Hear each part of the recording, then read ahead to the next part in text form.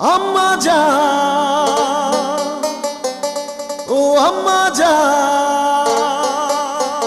কিরে ভাই, গানটা খুব পরিচিত লাগতেছে, তাই তো? সঠিক বলেছেন। লাগারই কথা, কারণ এখানে পছন্দের দুই টিকটকার আছে। এটা হলো বিনোদন ফি।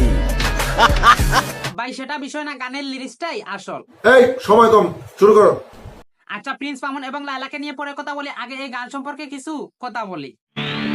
বলো বাবাজি। এই গানের লিরিক্স আর এই গানের লিরিক্সের মধ্যে কোনো পার্থক্য নয়, পার্থক্য শুধু অভিনয়ে। ওরে বাপরে, এই গানটা হচ্ছে আম্মা জান সিনেমার গান। সবার আগে আমি আমার আম্মা জানরে চিনি।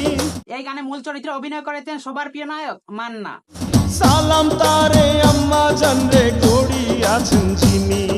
এখন কথা হলো, এই গানের মধ্যে প্রিন্স মামুন এবং লায়লা কি করে আসলো? বলেন কি?